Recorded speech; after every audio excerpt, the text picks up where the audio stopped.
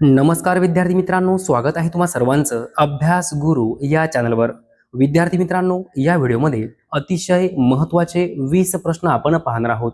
20 प्रश्नांपैकी किमान 10 प्रश्नांची उत्तरे तुम्हाला यायलाच पाहिजे। पहा, प्रत्येक प्रश्नासाठी तुम्हाला वेळ असेल 3 ते 5 सेकंद। या ठिकाणी प्रश्न पहिला आहे, भारताचा नेपोलियन असे कोणाला म्हटले जाते? भारताचा नेपोलियन असे कोणाला म्हटले जाते? तर पहा, या ठिकाणी योग्य उत्तर आहे समुद्रगुप्त। लक्षात ठेवा, भारताचा नेपोलियन असे समुद्रगुप्त यांना म्हटले जाते। पुढील प्रश्न पहा, सत्यार्थ प्रकाश हा ग्रंथ कोणी लिहिला? सत्यार्थ प्रकाश हा ग्रंथ कोणी लिहिला? योग्य उत्तर आहे स्वामी दयानंद सरस्वती। लक्षात ठेवा, सत्यार्थ प्रकाश हा ग्रंथ स्वामी दयानंद सरस्वती यांनी लिहिला।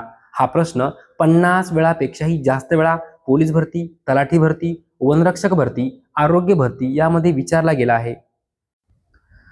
पुढे पहा, नैनिताल सरोवर कोणत्या राज्यात आहे? नैनिताल सरोवर कोणत्या राज्यात आहे? तर या ठिकाणी योग्य उत्तर आहे उत्तराखंड। नैनिताल सरोवर उत्तराखंड। पुढे पहा, महात्मा गांधींचे राजकीय गुरु कोण होते? महात्मा गांधींचे राजकीय गुरु कोण होते? तर या ठिकाणी योग्य उत्तर आहे गोपाळ कृष्ण गोखले। गोपाळ कृष्ण गोखले हे महात्मा गांधींचे राजकीय गुरु होते। पुढील प्रश्न पहा, खालीलपैकी कोणता पर्याय बरोबर आहे? या ठिकाणी आपल्याला ज्योतिर्लिंग आणि ठिकाण दिलेले आहेत। कोणता पर्याय बरोबर आहे ते आपल्याला पाहायचं आहे। पहा, या ठिकाणी केदारेश्वर, केदारनाथ, उत्तराखंड। विद्यार्थी मित्रांनो, केदारेश्वर, केदारनाथ या ठिकाणी आहे, उत्तराखंड राज्यात आहे। बरोबर आहे का? तर 100% बरोबर आहे। पहिला पर्याय बरोबर आहे। दुसरा पर्याय पहा, त्र्यंबकेश्वर, नाशिक, महाराष्ट्र। बरोबर आहे का? त्र्यंबकेश्वर हे ज्योतिर्लिंग नाशिक जिल्ह्यात आहे आणि आपल्या महाराष्ट्रात आहे। बरोबर आहे का? 100% बरोबर आहे। तिसरा पर्याय पहा, भीमाशंकर, पुणे, महाराष्ट्र। भीमाशंकर ज्योतिर्लिंग पुणे जिल्ह्यात आहे। बरोबर आहे का? तर बरोबर आहे, आपल्या महाराष्ट्रात आहे। बरोबर आहे, म्हणजे या ठिकाणी तीनही पर्याय जे काही आहे ते बरोबर आहे। आपल्याला काय विचारलं, खालीलपैकी कोणता पर्याय बरोबर आहे? तर या ठिकाणी योग्य उत्तर आहे सर्व बरोबर। सर्व बरोबर। विद्यार्थी मित्रांनो, लिहून ठेवा, यावर वारंवार प्रश्न विचारला गेला आहे। केदारनाथ, केदारनाथ, केदारेश्वर ज्योतिर्लिंग केदारनाथ या ठिकाणी आहे, उत्तराखंड। त्र्यंबकेश्वर, नाशिक, महाराष्ट्र। भीमाशंकर, पुणे, महाराष्ट्र। ओके।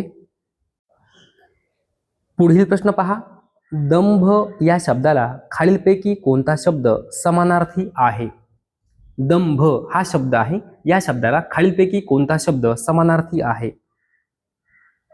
तर पहा, योग्य उत्तर आहे ढोंग। दंभ, ढोंग हे दोन्ही शब्द समानार्थी आहे। विद्यार्थी मित्रांनो, या ठिकाणी आपल्याला पहिला पर्याय दिलेला आहे कठीण। आता कठीण या शब्दाला कोणकोणते शब्द समानार्थी आहे? तर कठीण म्हणजे काय? दुर्धर। लक्षात घ्या, दुर्धर म्हणजे काय? कठीण। दुसरा पर्याय आहे शीत। शीत म्हणजे काय? तर शीत म्हणजे काय? गार, शीतल आणि थंड। शीत या शब्दाला गार, शीतल आणि थंड हे शब्द समानार्थी आहे।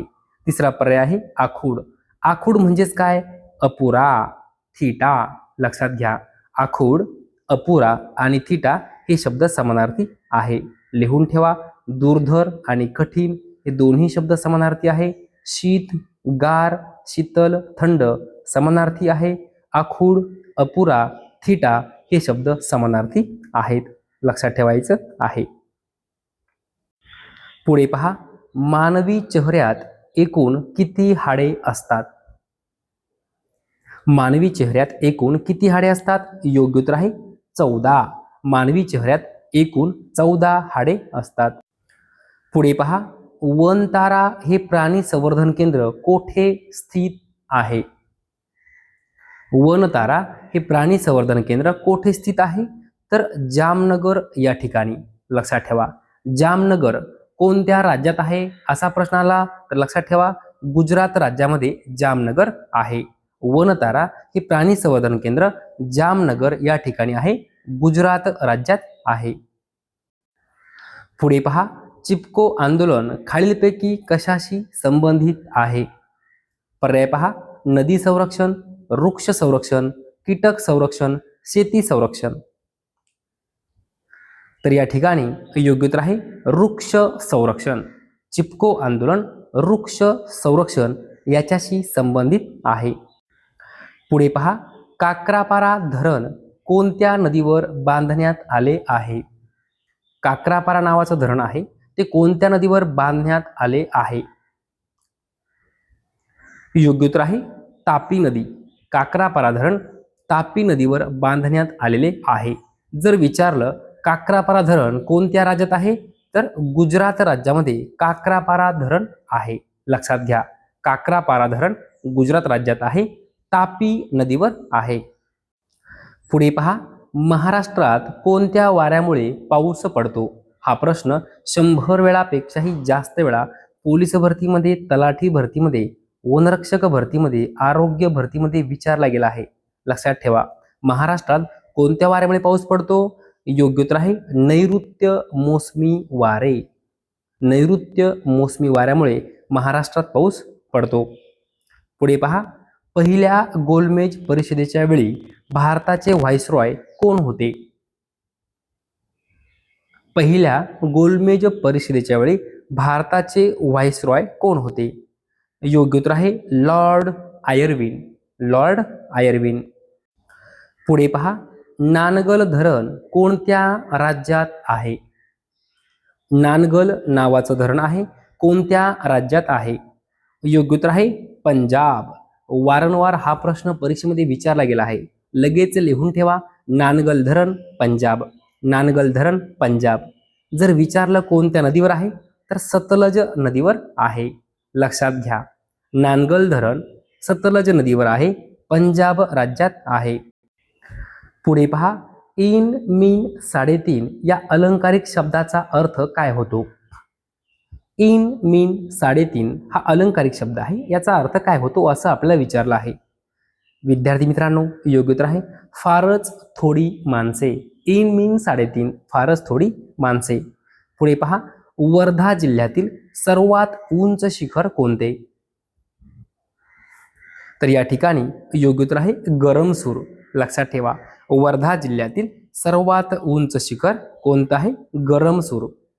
पुढे पहा, महाराष्ट्रातील धोंडो केशव कर्वे यांना त्यांच्या डॅश डॅश या क्षेत्रामधील योगदानासाठी भारतरत्न पुरस्कार मिळाला. जे काही आपल्या महाराष्ट्रातील धोंडो केशव कर्वे आहे यांना भारतरत्न पुरस्कार मिळाला आहे, तर तो भारतरत्न पुरस्कार कोणत्या क्षेत्रामधील योगदानासाठी मिळालेला आहे असा प्रश्न आहे. पर्याय पहा, न्यायदान, समाजकार्य, राजकारण, दलित आंदोलन. विद्यार्थी मित्रांनो, या ठिकाणी योग्य उत्तर आहे समाजकार्य. प्रश्न महत्त्वपूर्ण आहे, लिहून ठेवा. महाराष्ट्रातील धोंडो केशव कर्वे यांना त्यांच्या समाजकार्य या क्षेत्रामधील योगदानासाठी भारतरत्न पुरस्कार मिळालेला आहे. पुढे पहा, कोणत्या घटना दुरुस्तीद्वारे मालमत्तेच्या हक्काला मूलभूत हक्कांमधून वगळण्यात आले आहे? कोणत्या घटना दुरुस्तीद्वारे मालमत्तेच्या हक्काला मूलभूत हक्कांमधून वगळण्यात आले आहे? योग्य उत्तर आहे 44वी घटना दुरुस्ती. लक्षात ठेवा, 44वी घटना दुरुस्ती. विद्यार्थी मित्रांनो, 44वी घटना दुरुस्ती ही खालीलपैकी कोणत्या वर्षीची आहे असा जर प्रश्न विचारला गेला तर उत्तर काय असणार आहे? 1978. लक्षात ठेवा, जी काही 44वी घटना दुरुस्ती आहे ती कोणत्या वर्षीची आहे? 1978 या वर्षीची आहे. पुढे पहा, पंचायत राज व्यवस्था प्रथम कोणत्या राज्यात सुरू करण्यात आली? विद्यार्थी मित्रांनो, या ठिकाणी योग्य उत्तर आहे राजस्थान आणि आंध्र प्रदेश.